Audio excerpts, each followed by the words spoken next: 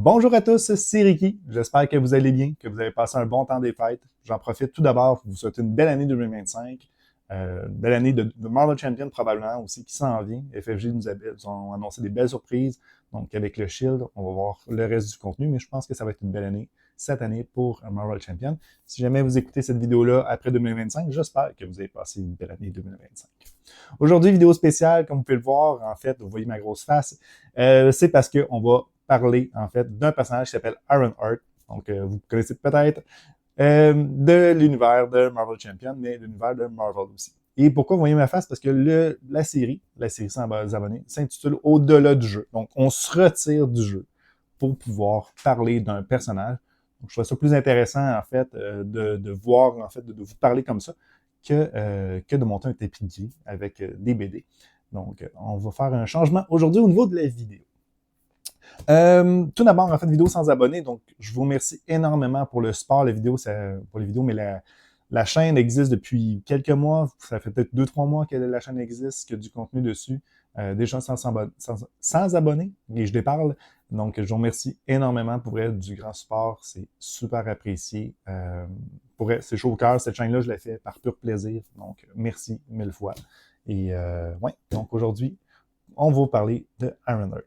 Donc, au-delà du jeu, on ne parlera pas du gameplay, on ne parlera pas des mécaniques de jeu, etc. Ce qu'on va parler aujourd'hui, c'est de l'histoire derrière les images pour pouvoir un peu s'imprégner, pour pouvoir faire des liens quand on joue avec Ironheart à Marvel Champion. Donc, une vidéo un peu spéciale. Puis pourquoi Ironheart, en première chose? En fait, première chose, si jamais mon anglais est mauvais, je suis désolé. Deuxième chose, pourquoi Ironheart? En fait, pour plusieurs raisons. La première raison, parce que c'est un personnage que j'apprécie énormément dans Marvel Champion. J'aime beaucoup son gameplay, mais je connais pas le personnage. Je connaissais pas le personnage ou très peu. Je connaissais son histoire, son origine, mais très peu au niveau du personnage. Donc, pour moi, faire cette vidéo-là, en fait, c'était aussi intéressant pour vous. J'espère que ça va être intéressant. Aussi pour vous que pour moi. Donc, je voulais en apprendre sur le personnage et c'était mon premier défi. Donc, c'est la raison principale pourquoi j'ai choisi le personnage. On voit aussi qu'il y a un engouement au niveau de Marvel Champion. C'est pas pour rien qu'elle est en finale dans le contest, le Hero Contest de la Marvel JCE TV. Aussi, cette année, Ironheart, pour ceux qui ne savaient pas, elle va avoir une série en 2025 sur le Disney+. Donc, ça, c'est aussi thématique par rapport à ça. Et l'autre raison, c'est un peu une raison lâche, c'est que c'est les BD d'Ironheart, étant donné que c'est un personnage qui est relativement récent, on va le voir, sont faciles à trouver. Donc, j'ai pu me ramasser du contenu facile à lire en version physique. Donc, je me suis pas créé, tout est en anglais, évidemment. Évidemment, il n'y a pas d'évidemment, mais je consomme mon contenu de BD en anglais. Donc, j'ai pu me procurer la saga de Riri Williams, qui est quand même une bonne petite brique. Ensuite, j'ai fait la lecture des origines de Ironheart. Et on a la suite dans Men to Fly aussi. Donc, un autre recueil facile à trouver. Si jamais, en passant, si vous êtes vraiment intéressé à les lire, je vais mettre en description, en fait, les BD en soi, au pire les liens Amazon. Ça sera probablement ça. Mais sinon, pour ceux qui ne le savent pas, Marvel a une application qui s'appelle Marvel Unlimited, que vous pouvez payer par mois. En canadien, je pense que c'est 15 $, 10 US, euros, ça doit être proche de 10 10 euros aussi, pour pouvoir lire les BD en anglais, malheureusement. Mais sur leur application, donc vous avez accès à un paquet de BD. Vous pouvez trouver des BD, les premières BD des Fantastic Four des années, je sais pas trop, 1940, 1950, peu importe. Tout est là, ou pratiquement tout. C'est vraiment intéressant si jamais vous voulez payer moins cher et avoir accès si l'anglais pour vous, ce n'est pas un problème. Donc, ce qu'on va faire aujourd'hui, ça va être vu que c'est la première vidéo de ce genre, ça va être un peu décortiqué. On va parler, en fait, du personnage avec les cartes, comme j'expliquais. Qu'est-ce que je vais faire, en fait, c'est que je vais commencer chacune des cartes par leur apparition, en fait. Pas leur apparition dans Marvel Champion, mais dans leur apparition dans l'histoire du personnage d'Ironheart. Donc, comment... dans l'ordre de sortie, en fait, c'est ce que je veux dire. Dans l'ordre de sortie du personnage. C'est comme ça qu'on va faire la vidéo. Mais tout d'abord, on va faire l'historique du personnage. J'ai pas le choix d'en parler un peu du personnage. On passera pas 20 minutes sur l'histoire du personnage, puisqu'on va le voir un peu avec les cartes. Et par la suite, on va faire un résumé du tout. Donc, on y va à l'instant avec l'histoire de Ironheart, l'origine, l'apparition du personnage. Donc, Ironheart apparaît pour la première fois en 2016, en mai 2016, à la fin du volume 7 de la série The Invincible Iron Man, série en fait de 2015 qui se poursuit en 2016, qui comprendra 14 volumes. The Invincible Iron Man, c'est une grosse série qui est départagée en années. Donc, l'année 2015, c'est là que Michael Bendis introduit pour la première fois Ironheart à la fin de la BD. En fait, je vais vous montrer un peu le visuel de la fin de cette BD-là. Ça ressemblait à ça. Donc, Ironheart apparaît pour la première fois à la fin de la BD et elle ressemble à ceci. Donc, il va y avoir des scans probablement ici, après, pour que ça soit plus clair. Michael Bendis, c'est un personnage, c'est un écrivain assez connu de l'univers Marvel. C'est lui qui a introduit, qui a écrit The Ultimate Spider-Man en les années 2000, et aussi le dessinateur à l'époque, qui n'est pas le dessinateur, en fait, qu'on voit sur les cartes. Je le connais très peu, Mike Deodato Jr. Bon. Et comme vous voyez, le visuel, en fait, très peu attrayant. Si c'était ça, les cartes, je pense qu'elle serait encore moins populaire, Ironheart, mais elle est introduite dans cette série-là. Et pour ceux qui seraient intéressés à lire la série, qui est la saga, en fait, de Riri Williams, en fait, ça, c'est la série de 2015 au complet, des 14 volumes. Elle apparaît très peu. En fait, je l'ai dit, le titre, c'est The Invincible Iron Man. Donc, c'est une série sur Iron Man, et les connards, ils nous ont vendu ça avec la saga de Riri Williams, quand elle apparaît très peu dans la saga. Comment qu'elle apparaît? En fait, elle apparaît comme une jeune étudiante du MIT, 15 ans, en fait, déjà, super brillante, et elle construit dans son dortoir un armure, en fait, son premier armure de Iron Man, déjà à 15 ans. En fait, elle va peu assez court, elle se concentre exclusivement là-dessus. Et pendant cette série-là, en fait, c'est la Civil War 2.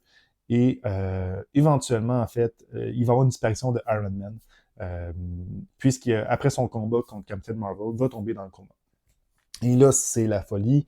Qu'est-ce qui se passe? Où est Iron Man? Etc. Donc, elle décide de prendre le rôle de Iron Man avec son armure et de faire sa première action héroïque, qui sera d'arrêter des prisonniers. Et ça va bien se passer. En fait, elle arrête les prisonniers.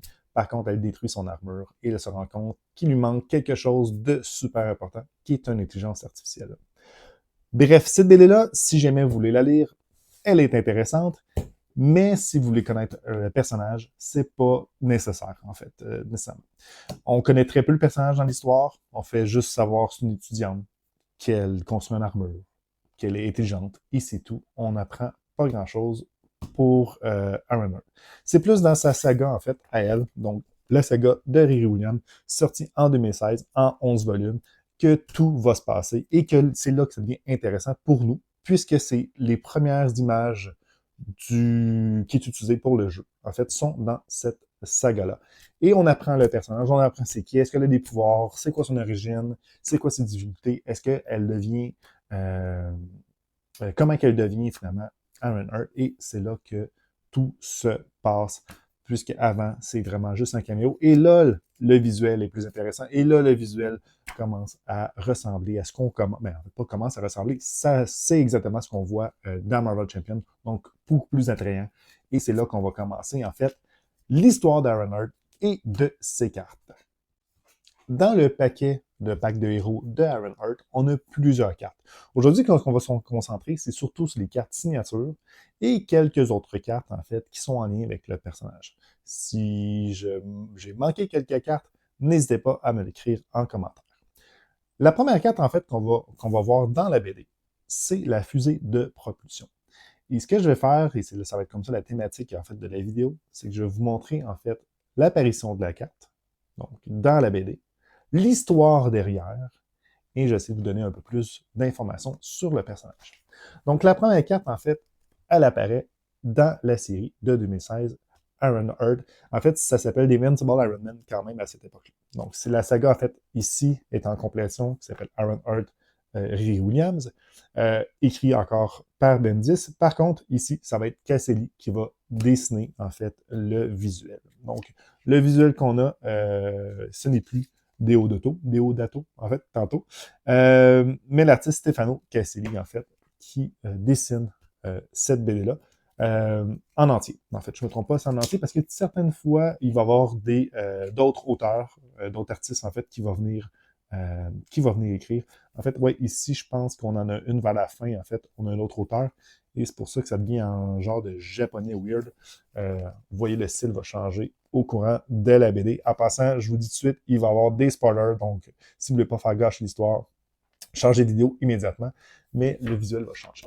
Donc, la première carte, comme j'expliquais, la fusée de propulsion, était exactement au début de la BD. En fait, je vais vous expliquer l'origine du personnage en même temps de faire découvrir le personnage. Donc, au début, la BD commence, en fait, sur le tome 1, sur les parents de Riri Williams qui consultent le proviseur, en fait. Et le proviseur, en fait, va leur mentionner que Riri, en fait, elle est ultra brillante. Ce n'est pas un génie à la Peter Parker, c'est un super génie. Elle est extrêmement brillante. Et à l'âge de 5 ans déjà, ils s'en aperçoivent et on doit faire, en fait, les parents doivent faire un suivi avec elle pour bien l'intégrer dans la société, pour pas qu'elle se sente exclue et que là, ça soit un peu compliqué, son adolescence, sa vie, etc. Mais vous allez voir que finalement, ça va être compliqué. Son adolescence et sa vie, finalement. Donc, on apprend rapidement qu'elle est extrêmement brillante. En fait, Riri, elle n'a aucun pouvoir. C'est comme Iron Man. Elle est pas dotée d'une force surhumaine. En fait, elle est juste intelligente. Et c'est quand même un pouvoir en soi, dans un certain sens. On le voit en fait avec DC, avec Batman, on le voit avec Iron Man de toute façon, et on verra à la fin, est-ce que ça vaut la peine d'introduire un autre personnage comme ça. Donc, dans les premières BD, on a en fait les parents chez le proviseur qui leur mentionnent, le proviseur, qu'elle est super intelligente, et la BD, elle est un peu décortiquée. En fait, on passe un peu du coq à l'âne. À un moment donné, on va être quand elle va avoir 5 ans. À un moment donné, elle va avoir 15 ans. À un moment donné, elle va avoir 10 ans. Et on bouge avec les années comme ça tout au long de la BD. Et là, ce qui nous intéresse le plus, comme je disais, c'est le visuel. Donc, une fois qu'elle est passée chez le proviseur, on a la première image, en fait, de la carte. Donc, fusil de propulsion. C'est la première carte que FFG ont utilisée, donc dans l'histoire des BD, si c'est pas clair.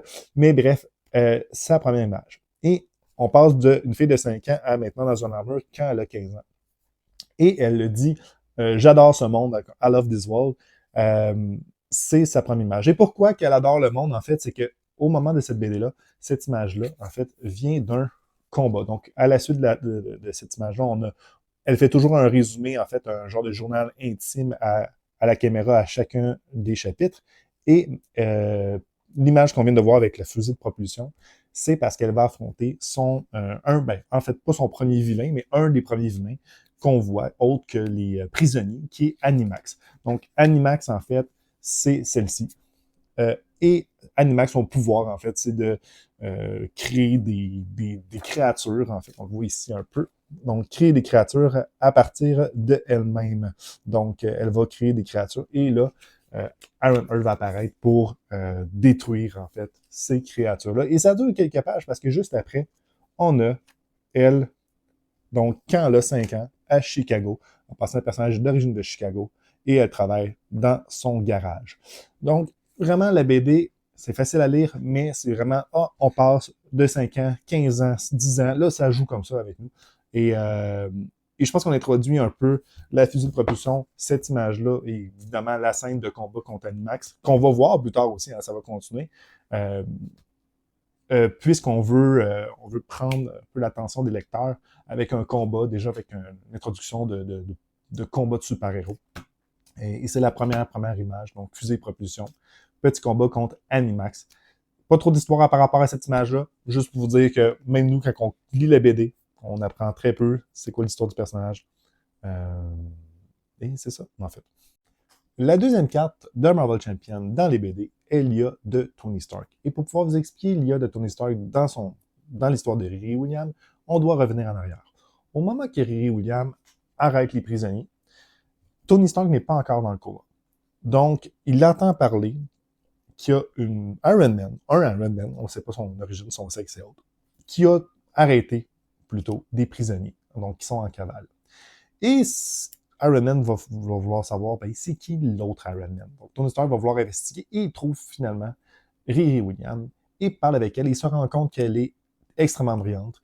Elle vient d'être envoyée du MIT avec tout ce qui s'est passé, mais travaille dans son garage. Et en discutant ensemble, il se rend compte qu'il lui manque quelque chose d'important, une intelligence artificielle. Un peu plus tard, Tony tombe dans le coma. Il y a une disparition, et c'est là que Ironheart va commencer à prendre le rôle de Tony Stark, mais l'intelligence artificielle qui lui manquait va apparaître comme par magie chez elle.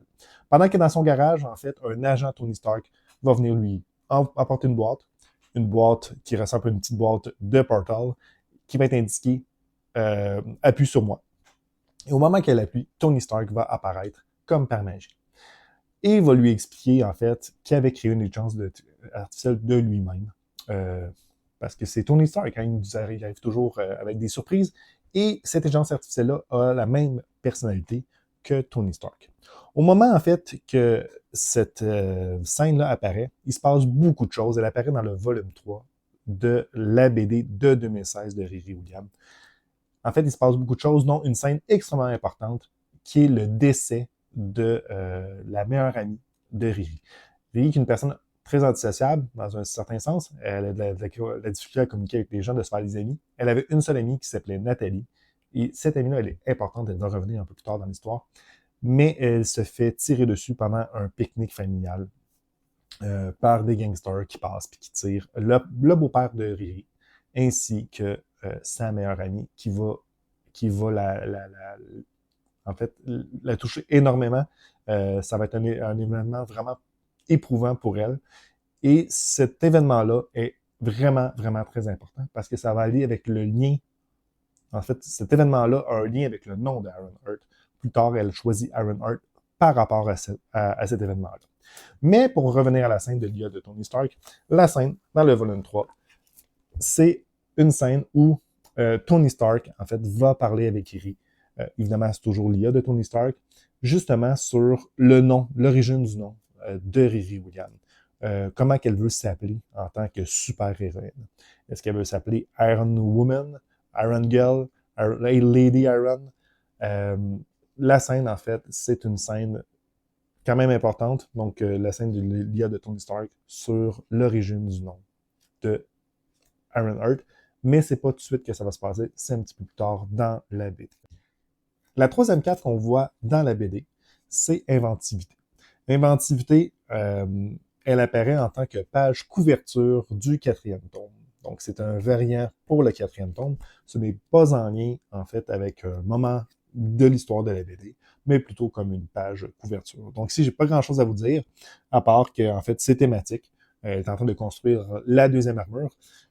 Donc, l'armure qu'on voit dans son deuxième stade, dans Marvel Champion. Donc, elle est en train de construire son armure. Et c'est en lien parce que tout au long de cette BD-là, elle aura cette armure-là. Et on va expliquer un peu plus tard quand elle va avoir sa troisième armure. Sa première armure, on ne l'a pas vue longtemps, puisque c'était un prototype, mais au moment qu'elle travaille dans son garage, elle travaille sur une deuxième armure avec Tony Stark, et ça va être celle-ci.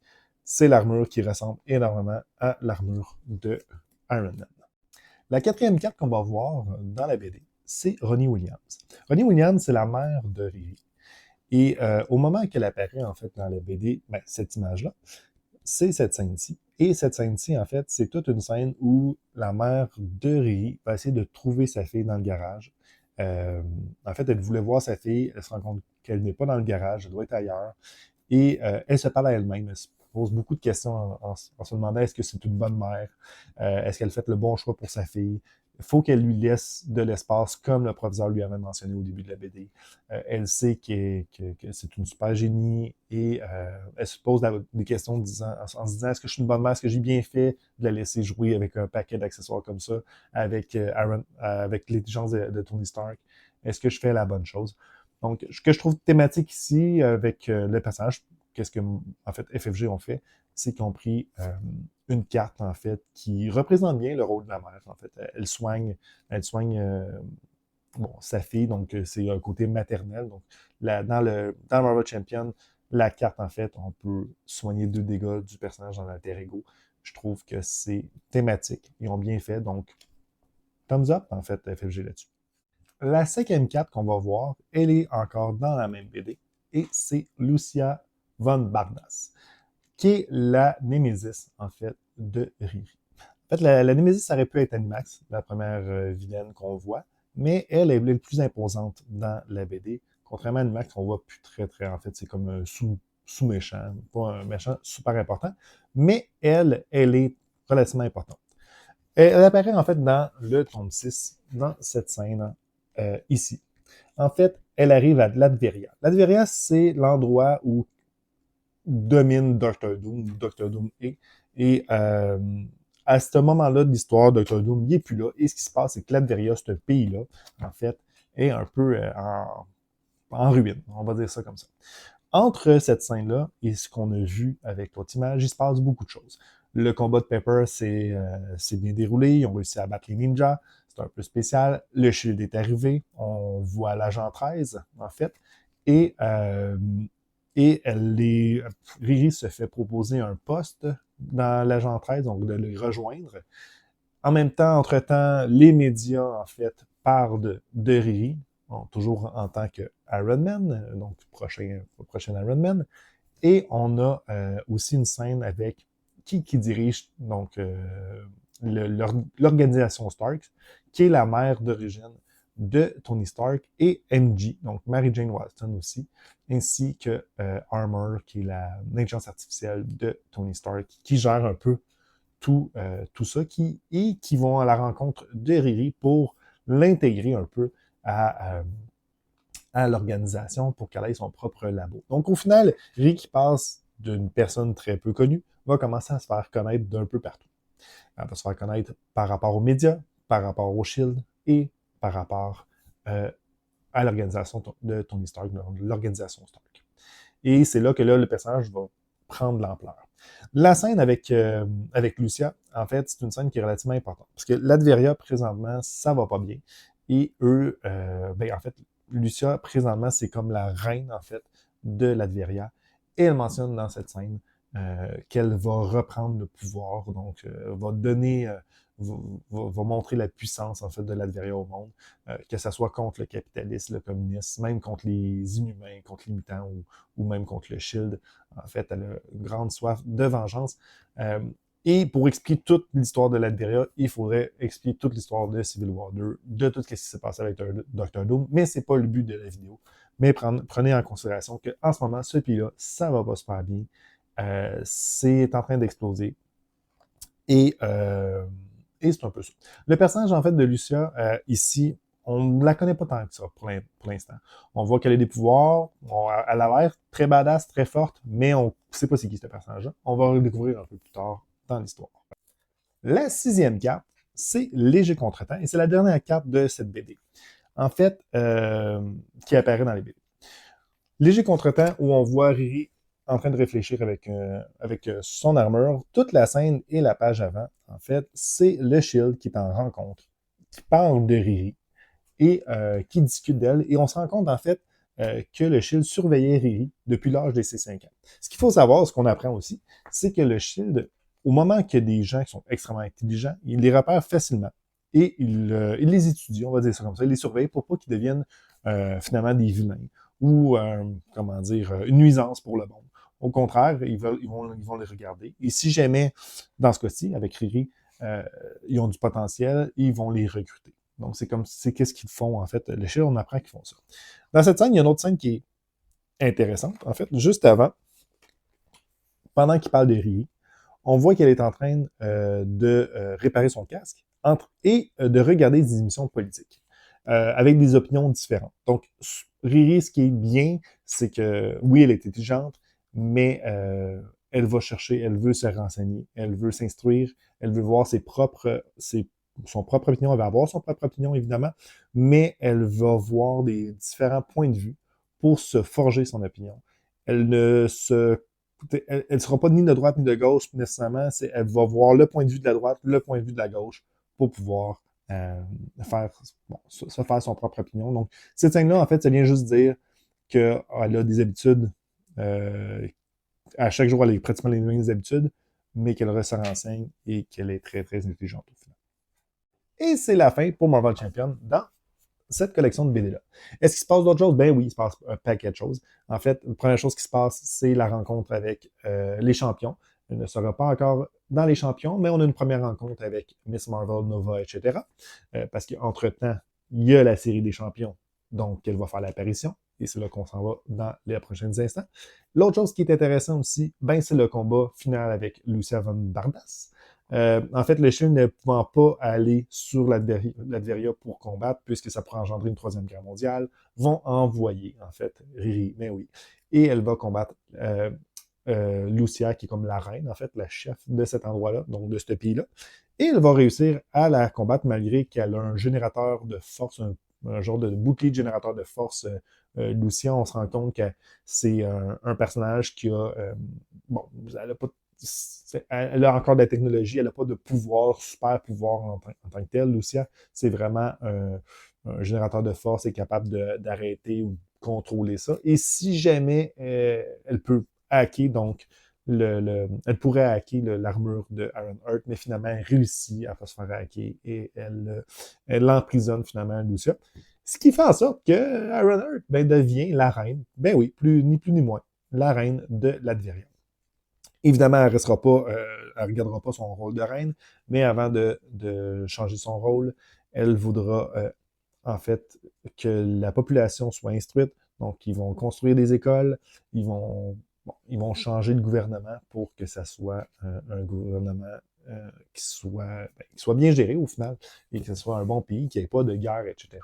Donc, il va y avoir des combats avec les Doombots que Lucia va contrôler. On a des champions.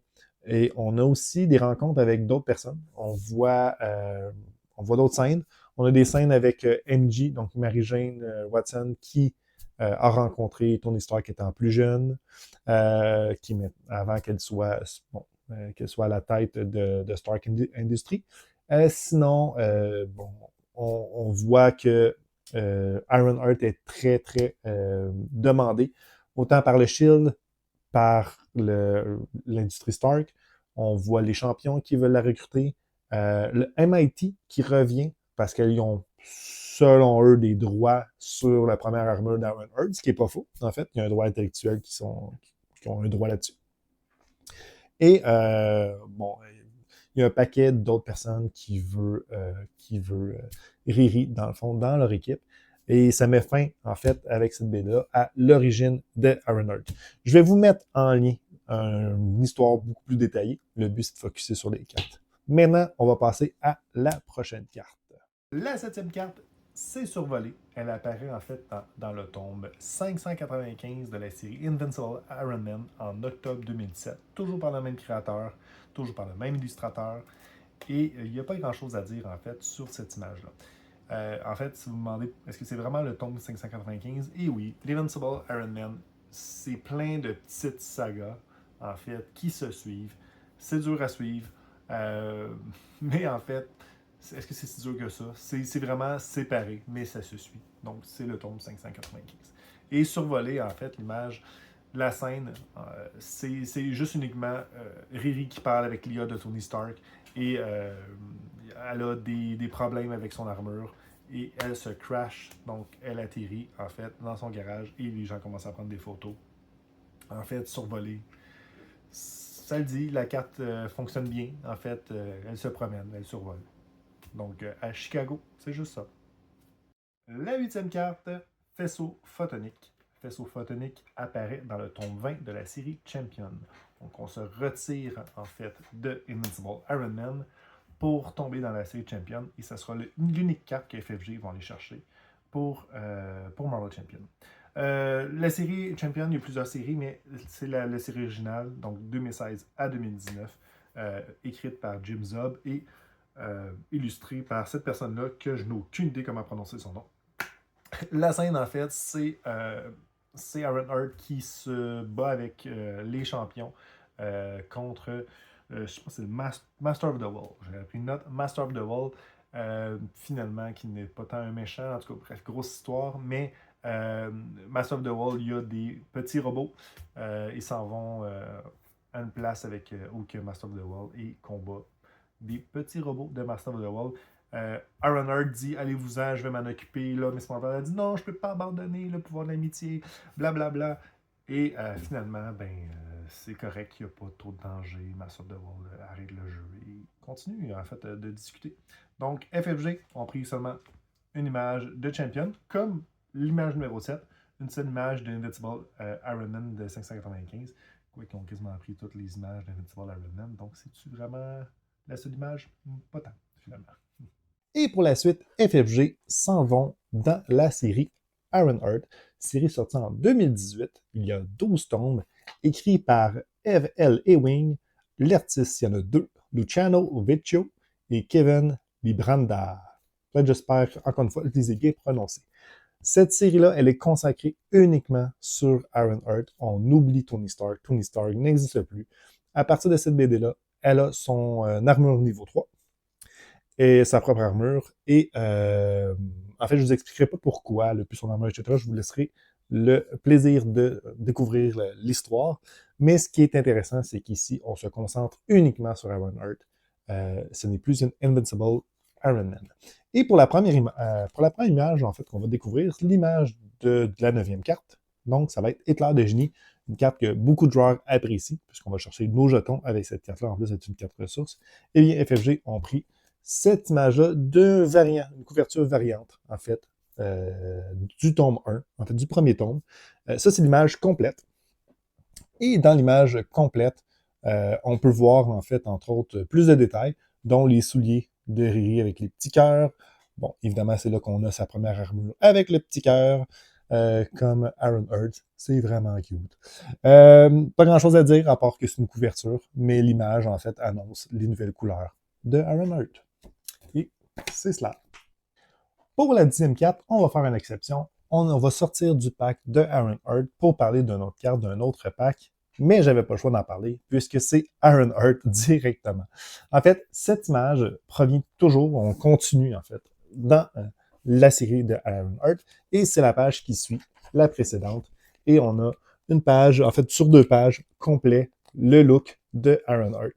En fait, qui explique, bon, un peu... elle n'a jamais, bon, pensé voler, etc. Elle parcourt le monde. Il n'y a pas grand-chose à dire sur l'histoire. C'est vraiment une introduction. C'est la première page de la BD. En fait, on a la couverture et ensuite, ça commence avec la BD. Petite histoire, petite introduction, pas grand-chose à dire. La seule chose que moi j'ai à dire, c'est que je pense... En fait, il y a quelque chose à dire ici. Ici, là, on la voit en train de voler. On la voit en train de voler. On la voit en train de voler. Elle parle qu'elle n'a jamais pensé voler, mais elle vole. Pourquoi, dans ce cas-ci, elle n'a pas le trait aérien? Pourquoi elle n'a pas le trait aérien? Hein? Ben bon, FFG, vous mettez le trait champion, mettez donc le trait aérien en plus de ça. Elle vole. Qu'est-ce qui se passe? Bref, pétition errata pour qu'elle ait le trait aérien. Ça serait mon rêve. Donc, dans mon combat contre FFG, c'est mettez le trait aérien à Ironheart au niveau de son carte alliée. Elle est forte, mais il manque ça. Bref, c'était la 10e carte pour Ironheart. 11e carte, balayage de secteur. Balayage de secteur, en fait, FFG ne se sont pas compliqué la vie. Ils ont pris, encore une fois, couverture du tome 2 qui est ici. Donc, balayage de secteur, c'est juste une couverture pour annoncer le tome 2. Mais en fait, ça vient aussi un peu expliquer que l'avenue, parce que dans ce chapitre-là, on vient parler en fait de la prochaine intelligence artificielle et roulement de tambour, puisque je n'ai parlé un petit peu avant, l'IA Tony Stark disparaît, mais il faut avoir une intelligence artificielle pour pouvoir contrôler finalement son armure. Et la page juste avant, on a l'apparition de cette dite intelligence artificielle qui aurait pu être intéressant d'avoir comme intelligence artificielle autre que Tony Stark, mais c'est sûr que c'est peut-être un peu plus vendeur de vendre l'intelligence artificielle de Tony Stark que l'intelligence de Nathalie. Nathalie, en fait, pour rappel, c'était la meilleure amie de Riri, en fait, qui s'est fait tirer au début de son histoire dans l'autre tome. Riri, ce qu'elle a fait, en fait, c'est qu'elle a créé une intelligence artificielle par rapport à son comportement, ses sentiments, etc. Et qu'est-ce qui est apparu? Nathalie? Oui, Nathalie est arrivée comme intelligence artificielle. Donc, sa réelle intelligence artificielle, ce n'est pas l'IA de Tony Stark, mais sa meilleure amie, Nathalie. Pour la 12e carte, on poursuit notre aventure 2-3 pages plus loin avec une lection héroïque de notre cher Aaron Hurt ici, dans le fond, et ça va être avec les phaseurs photoniques. Ça ici. En fait, cette scène-là, c'est Riri, en fait, qui vient aider un dépanneur de quartier qui se fait attaquer par des brigands, en fait. C'est pas une grosse scène. Le gérant du dépanneur devait de l'argent. Il arrive à rouler, ils s'en vont chercher de l'argent. Et elle arrive, elle dit « Quittez cet endroit, je suis Aaron Hurt, je suis méchante. » Et elle vient finalement sauver Monsieur Jean. Monsieur Jean. Monsieur Jean. You left your back door open, Mr. Jean. La 13e carte, on a nouvelle amélioration. En fait, une nouvelle amélioration, c'est quelques pages ensuite, après l'attaque des brigands contre M. Jean, et elle est en train de réparer son armure. Elle parle avec Nathalie. Elle lui mentionne que c'est pas bien grave, c'est juste l'esthétique, on va réparer. Et si on remarque, on est encore au début de la BD. Donc, FFG ont vraiment pris beaucoup d'images du début de BD, ils ne sont pas cassés la tête. Et l'histoire est en train de parler avec Nathalie de quoi qu'une personne aurait disparu. Et il est en train de réparer son armure. Donc, ils sont fait des liens parce que c'est ça le but un peu de la vidéo. Cette carte-là a un lien avec cette carte-là. Là, c'est quand elle attaque. Là, c'est quand elle répare son casque suite à cette attaque. Et c'était ça pour une nouvelle amélioration. Et ça, je trouve que c'est thématique, puisque juste avant, on avait un prototype, elle essayait quelque chose, et là, elle répare ces nouvelles améliorations de son armure. Incroyable. La 14e carte, qui est la dernière, qui est d'origine d'une BD que FFG ont pris du pack d'Aaron Hurt, c'est Bran, Amadeus Cho. Amadeus Cho, en fait, c'est un personnage allié qui fait partie des champions, hein, c'est pour ça qu'il est indiqué champion aussi, Gamma, qui est dans l'équipe des champions, un personnage principal des champions. Et pourquoi c'est le personnage, l'allié de Aaron Hurt, je n'ai aucune idée. En fait, probablement parce que les autres étaient pris pour FFG. On avait, dans les champions, on a Nova, on a Miss Marvel, Miles Morales. Il y a quand même beaucoup de personnages qui ont déjà été créés ou en tant qu'alliés ou en tant qu'héros. Il voulait sûrement introduire un nouveau personnage, donc lui, qui est un des bons amis de Riri, qui devient beaucoup plus sociable avec les champions. Et là, la question, c'est, elle vient d'où cette image-là? Je n'ai aucune idée. J'ai fait beaucoup de recherches et j'ai pas trouvé l'image, elle venait d'où. Est-ce qu'elle vient d'une BD propre à lui? J'ai fait des recherches, il y a beaucoup de BD avec Bran et Hulk, évidemment, sont affiliés. Il y a un lien. Mais je n'ai aucune idée. Fait que si vous le savez, cette image-là, elle vient de quelle BD? J'aimerais ça le savoir en commentaire, s'il vous plaît. Je crois que c'est dans une série de champions. J'ai peut-être passé à côté, je ne l'ai pas trouvé. Donc ça, c'est la dernière carte qui vient en fait des BD. Est-ce que c'est celle que j'aurais choisie comme allié signature? Non. En fait, je vais faire un petit fun fact ici. Dans mes lectures, j'ai appris en fait que Riri avait une petite aventure avec Viviane. Viviane, en fait, qui est déjà une alliée signature de Vision. Dans son pack, on a Viviane. Elle est une championne aussi. Et spoiler alert, à un moment donné, Viviane embrasse Bran pour voir, en fait, parce qu'on s'appelle c'est un androïde, pour voir, elle est-tu intéressée aux garçons, aux filles, elle ne sait pas. Et finalement, elle n'est pas intéressée partout aux garçons, malheureusement pour Bran. Et finalement, elle embrasse Riri. Ça finit là, il n'y a rien d'autre. Riri n'est pas intéressée non plus. Mais elle aime ça. Et finalement, Viviane finalement, elle est lesbienne. Viviane est lesbienne. Fun fact, est-ce que c'est utile? Est-ce que c'est woke? À vous de décider. Mais ça reste quand même que c'est ça qui se passe dans les BD. Et vu qu'on parle des alliés, tous les alliés, en fait, ou le pack de Aaron Hurt, on a aussi Snowguard et autres. Évidemment, c'est tous des champions, ils sont avec elle, c'est des alliés dans la série Champions, surtout de 2016-2019. Ça se poursuit en 2020 aussi. Je ne rentrerai pas dans les détails parce que c'est pas des BD de Aaron Hurt. Par exemple, l'image de Snowguard qui se trouve dans son pack vient de la série 2016-2019. Mais dans cette BD, Aaron Hurt n'est pas présente, donc je ne parlerai pas des autres cartes. C'est pour ça que je voulais focuser énormément sur les personnages, plutôt les cartes de Aaron Hurt, puisqu'il y en a déjà beaucoup, en fait. Donc, on passe à la prochaine carte. Et finalement, on a les 6 cartes restantes qui ne sont pas tirées d'une BD. Quand vous voyez le nom d'un artiste avec un pinceau, c'est que c'est une carte qui a été créée pour le jeu. Sinon, c'est une carte qui vient d'une BD. Je vais vous donner un exemple en bas. Les premières cartes qu'on a, c'est les 3 cartes héros et recto verso, qui est faite par l'artiste Joey Vasquez. Joey Vasquez, c'est un penciler. Un penciler, c'est lui qui retouche les jets de crayon de l'illustrateur. Et il est aussi illustrateur, donc il ne fait pas juste ça. Il travaille pour Marvel principalement. Donc, on a ces 3 héros et ces 3 alter ego. Les alter ego, vous avez probablement remarqué, mais on a un casque différent à chaque fois. Donc, petit clin d'œil. Et par la suite, on a les personnages héros. Les personnages héros qu'il a créés, on va quand même en discuter un petit peu.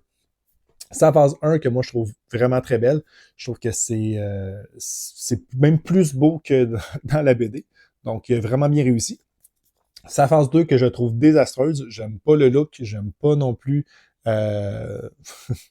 comment qu'elle est la carte, je sais pas, comme ça.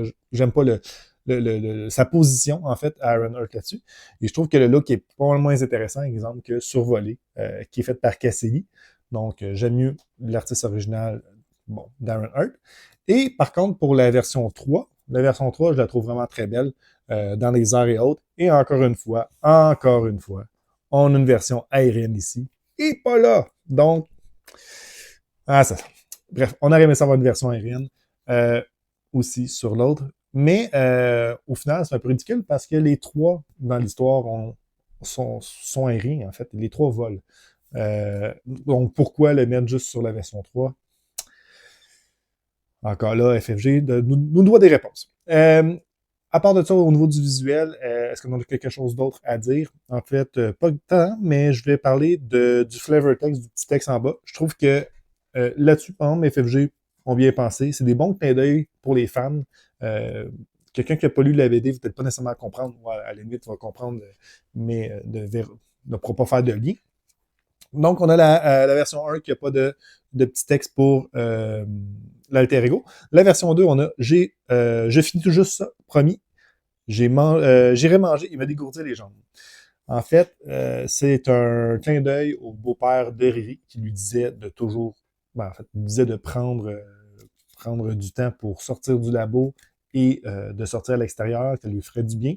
À un moment donné, dans la BD, il veut faire de l'escrime avec elle, grosse histoire, puis finalement, elle veut pas. Puis au moment qu'elle se fait attaquer par des genres de ninjas, elle repense à cette scène-là, puis elle dit finalement, j'aurais peut-être dû apprendre à me battre parce qu'elle a une épée. En tout cas, un peu ridicule, mais quand même. Mais c'est thématique. Et l'autre, donc sur la version 3, je peux construire quelque chose de plus léger, de plus rapide et de plus fort. Ben, en fait, c'est ce qu'elle fait. Elle construit. Donc, c'est bien fait. Au niveau du texte de ces images originales, bon, la première, on a c'est l'heure d'essayer ce prototype. C'est pas mal ce qui se passe dans la BD. Ensuite, c'est Ironheart, mon pote, correct. Et OK, tu veux jouer Monsieur le méchant, alors jouons. Ça réfère un peu au côté plus humoristique, plus que la BD avance, plus qu'on se rend compte que Riri, finalement, c'est une petite Peter Parker, elle aime niaiser, elle aime l'humour, donc bon, OK, pourquoi pas. Mais au final, est-ce que c'est réussi? C'est surtout ça. Si on regarde les BD, on se rappelle le principe du vidéo, hein, c'est de comparer BD, images et autres. Est-ce que FFG ont réussi à reproduire un héros aussi fidèle que les BD? Et la réponse est oui. Ces 3 versions, aujourd'hui, en fait, vous allez plus voir ça. Dans les 10 prochaines années, 20 prochaines années, peu importe si le personnage va perdurer dans le temps, on verra plus ces 2 versions-là. Mais en ce moment, thématiquement, au moment que le jeu est créé, c'est thématique d'avoir ces 3 versions-là, avec l'histoire de Ironheart. Donc, moi, je trouve que c'est réussi. C'est réussi parce que chacune des armures est de plus en plus forte dans l'histoire, ce qui est le cas ici. Et c'est un génie. Donc, encore là, elle a le très génie. C'est parfait. Enfant prodige, c'est parfait aussi, c'est le cas. Je trouve que tout est bien pensé. Donc, là-dessus, numéro 1, très bien fait, FFG. Donc, très bien réussi. La prochaine carte, on a Représailles politique. Et Représailles politique, on a Javier Mena et Anna Rod. Donc, Javier Mena, qui, je ne me trompe pas, est un coloriste. et Anna Rudd, qui est l'illustratrice. Donc, un coloriste, qu'est-ce que c'est? En fait, quand vous prenez une BD, vous avez plusieurs noms dans le bas et vous avez le nom de chacune des personnes. Et le coloriste, en fait, c'est celui qui met la couleur, en fait, dans les personnages, qui s'occupe, par exemple, ici, on a Miles Morales avec les effets de lumière, etc. Mais ça, c'est le coloriste qui va faire ça. Donc, Javier, c'est le coloriste sur l'image. Et Anna, ben, en fait, c'est l'illustratrice. Encore une fois, est-ce que c'est thématique, représailles politiques? Ben oui, elle le dit, je l'explique un peu tantôt. Lucia, en fait, elle dit, ben, l'Advera, le pays, va être super puissant et tous les autres pays vont, en fait, vont le regretter s'il se met sur ma route. Donc, au final, c'est thématique, c'est bien fait. L'image en soi, je l'aime bien. On voit sa colère. Je trouve qu'elle est elle est détaillée. Et au niveau, au niveau de la thématique de révéler, ben, c'est correct, là, c'est quand même représentatif, mais il ne faut pas devenir fou, c'est quand même bien fait, mais sans plus. Donc, c'est ça, c'est réussi. C'est réussi. Est-ce que l'image est belle? Moi, le personnage, je la trouve belle. Donc, l'important, c'est est-ce que c'est thématique? Je pense que oui. Au niveau du texte, encore une fois, bravo pour votre persévérance et votre volonté. La plupart d'entre vous devraient être morts à 7 heures. Donc, on voit que le personnage est toujours fâché, est toujours fâché dans les BD, est toujours fâché là. Ah, ça reste thématique. L'avant-dernière carte, on a Technologie Cyborg. Technologie Cyborg qui a été encore une fois colorée par Javier Mela. Et on a Eduardo Melo qui, au niveau du design, est-ce que la carte est belle? Ben, elle est correcte, là, sans plus. Est-ce qu'elle est thématique? OK, elle est quand même thématique. Pourquoi? Parce que cette carte-là vient booster, en fait, les capacités d'un sbire. Et dans la BD, on a Lucia qui va diriger une armée, qui contrôle la technologie et autres. Donc, est-ce qu'elle pourrait donner une armure à un sbire? Oui. Donc, est-ce que c'est incroyable? Pas tant, mais en même temps, on ne peut pas juste avoir des cartes incroyables. Le visuel de la carte fait sa job, donc c'est parfait. Fait le boulot. Donc, oui, c'est approuvé, c'est bien fait. Et finalement, on a dirigé par la force. Donc, dirigé par la force, en fait, c'est une manigance annexe qui fait deux choses, tout dépendant si Lucia, elle est là ou elle n'est pas là. Je trouve que la carte, elle est thématique. Pourquoi? Parce que dans la BD, Lucia, quand elle se fait frapper par Iron Heart, elle s'en va. Elle met de la pression avec des Doombots qu'elle doit gérer. L'IA de Tony Stark vient lui dire « Hey, si tu gères les Doombots, tu ne pourras pas gérer Lucia, donc tu dois gérer Lucia pour que les Doombots s'en aillent. » Donc, elle vient, en fait, nous mettre de la pression à Ironheart sur deux fronts. Et c'est un peu ce que ça fait ici, la carte. Donc, je trouve que c'est bien. Et elle envoie un paquet de sbires, donc dirigé par la force. C'est bien. C'est Ten Brent et Rothstein qui fait... Bon, Ten Brent, je pense, c'est le coloriste. Et Rothstein, c'est l'artiste, donc c'est une femme. Et au niveau de l'artiste, au niveau de la coloration, bon, c'est correct. Au niveau du design de la carte, je trouve que c'est la carte la moins belle de Lucia von Bardas. Je trouve que c'est la moins belle de la gang. Mais au niveau de la thématique, est-ce que ça fonctionne avec les BD? Oui, ça fonctionne très bien. Je trouve que c'est elle qui fonctionne le plus. Parce que ça fonctionne plus que les cyborgs, en fait, ça c'est sûr. Mais c'est bien pensé. Donc là-dessus, encore une fois, bravo FFG. Pour la fin de cette vidéo, on va se poser deux questions. Est-ce que les BD valent la peine? Première chose. Je vous dirais que oui. Surtout celle-ci, si vous voulez connaître les origines de Ironheart. Ça vaut la peine pour l'origine. Est-ce que ça vaut la peine pour les combats? Pas tant, mais pour l'histoire, c'est vraiment intéressant. Et l'autre BD qui peut valoir la peine, c'est celle-ci. Celle-ci, elle est bien. Si vous voulez connaître un peu plus Ironheart, elle s'appelle Ironheart, c'est vraiment juste sur ce personnage-là. Donc, elle, super intéressante, je vous la conseille. Donc, le Ironheart de 2018, c'est vraiment bien. Beaucoup de scènes d'action, l'illustration, elle est vraiment belle. Et on a le côté humoristique de Riri, on a son côté un peu plus mature qui embarque, on voit qu'elle a vieilli un petit peu, là. Je ne sais pas si elle a comme encore 15 ans, mais elle doit avoir peut-être 16 ans ici, peut-être un an plus tard. Son costume, il est vraiment cool. Pour vrai, ça vaut la peine, c'est bien.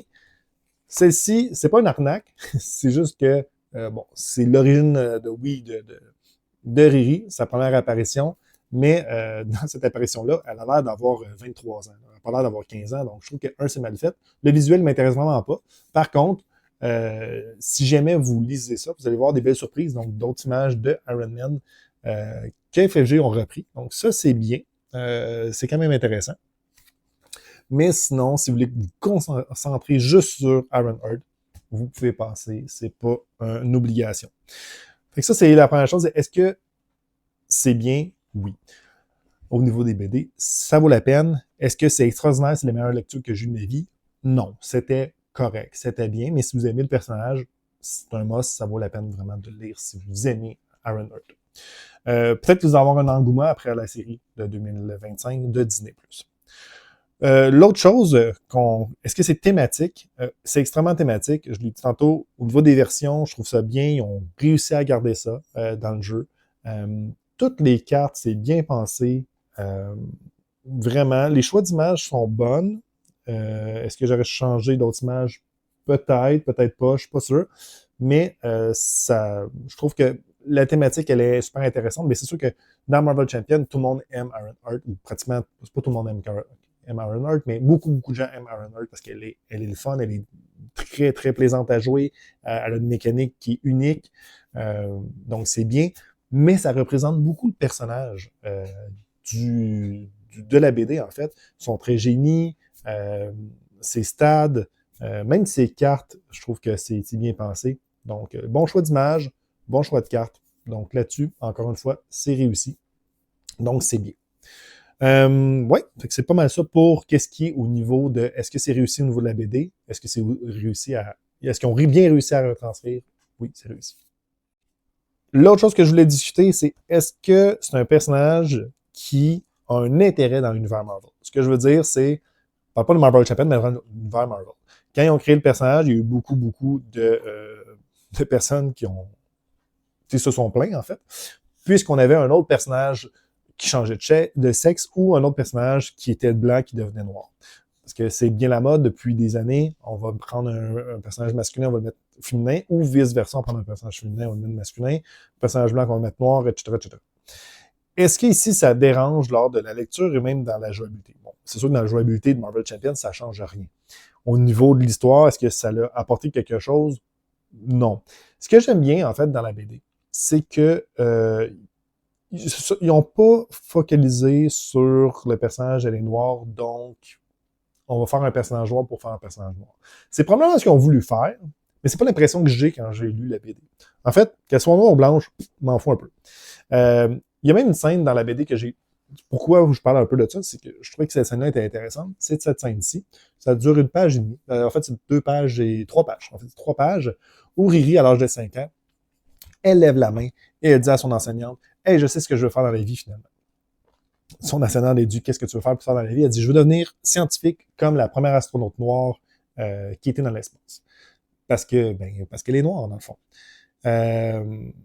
Et là, l'enseignante, elle lui dit, tu sais que c'est une époque différente. Aujourd'hui, tu peux devenir ce que tu veux. Là. Parce que tu sois noir, blanc ou n'importe quoi, on s'en fout un peu. Au final, tu fais ce que tu veux faire. Donc, elle espérait, en fait, que son enseignante lui dise le contraire, que tu pourras pas, etc., parce que ça lui donnait un défi. Donc, elle lui dit malheureusement, je peux pas t'aider, donc elle s'assoit. Et là, Riri lui mentionne, dans ce cas-là, donne-moi un défi. Donnez-moi un défi, qu'est-ce que je pourrais pas être? Qu'est-ce que je ne serai jamais? Et l'enseignante, elle lui dit, OK, parfait, tu ne seras jamais Tony Stark. Et c'est là que Riri a dit, parfait, vraiment? OK. Et là, la dernière phrase qu'elle dit, c'est, je vais vraiment être Tony Stark, sauf pour la pilosité, sa pilosité étrange, en fait, de Tony Stark.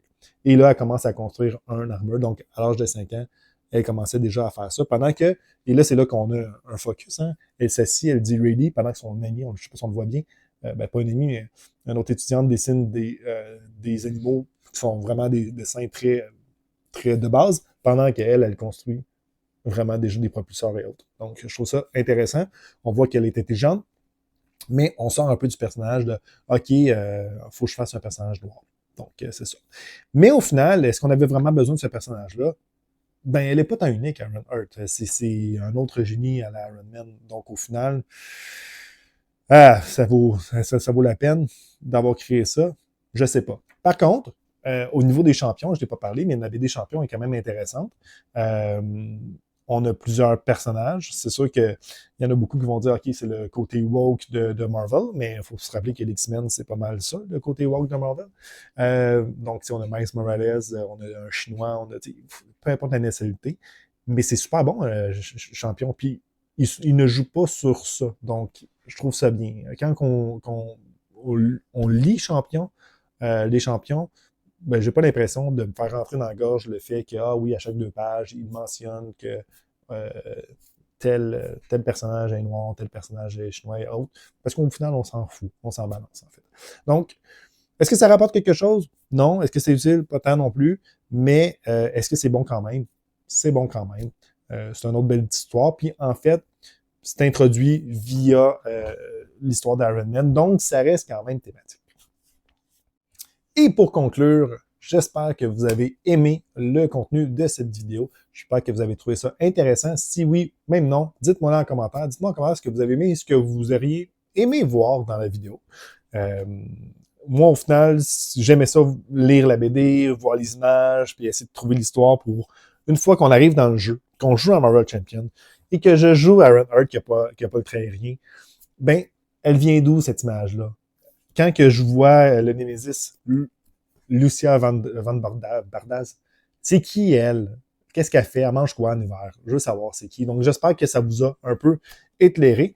Genre de vidéo qui aurait pu durer 5 heures au niveau de l'histoire et autres. Je voulais me retirer un peu du côté histoire générale de Ironheart. Par contre, si vous voulez en savoir plus, je vous conseille cette vidéo-ci qui est en bas dans la description. Vidéo de 11 minutes pour quelqu'un qui se focus uniquement sur l'histoire de Ironheart, qui ne touche pas les cartes de Marvel Champion, parce qu'on se rappelle que le but d'origine de cette vidéo-là, c'est de parler des cartes thématiques avec le jeu, l'histoire, etc. Donc, c'était le but initial. Donc, j'espère que vous avez apprécié le contenu de cette vidéo-là. Si oui, laissez des pouces, ça l'aide pour l'algorithme et trouver la vidéo pour les gens qui font des recherches. Ça aide énormément pour la chaîne. Si vous n'êtes pas déjà abonné, abonnez-vous. En fait, je vais parler un peu de 2025. Qu'est-ce qui se passe pour 2025? Déjà, cette vidéo-là, je pensais de la sortir un peu plus tôt, donc désolé. Mais en 2025, il va probablement avoir un peu moins de vidéos, peut-être une par semaine au lieu de 2 par semaine. Mais les vidéos, où il va y avoir 2 vidéos, mais il va y avoir une nouvelle série qui va arriver dans les prochains jours, en fait, probablement. En fait, il va y avoir une série sur les cartes en protection.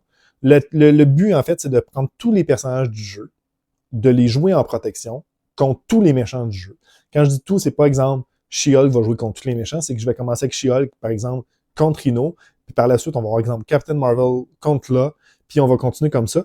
Donc, on va prendre tous les personnages dans l'ordre de sortie contre les méchants dans l'ordre de sortie, juste en protection, pour savoir est-ce que tous les personnages sont bons en protection. C'est sûr que la réponse est non, mais est-ce qu'ils peuvent s'en tirer? C'est ça qui va être intéressant. On va voir la protection, parce que la protection, moi, c'est l'aspect que j'aime le plus. Donc, il va y avoir une petite série là-dessus, qui devrait s'en venir dans même pas bien long. Et le 2025, ça va être plus du contenu avec un peu plus pas de recherche, mais plus de deck tech, des choses comme ça. Au début, des vidéos aussi. Toujours avec du gameplay. Mais il va y avoir un petit peu plus de diversité, c'est ce que je veux dire, dans les vidéos 2025. Donc, au final, merci beaucoup de votre écoute. Je vous souhaite une belle année 2025, encore une fois, et je vous remercie énormément. On va peut-être se retrouver pour une autre vidéo du style, avec vos commentaires, une vidéo améliorée avec vos commentaires pour les 200 abonnés, on ne sait jamais. Sinon, d'ici là, je vous souhaite des belles parties, et on se voit bientôt. À la prochaine. Bye bye.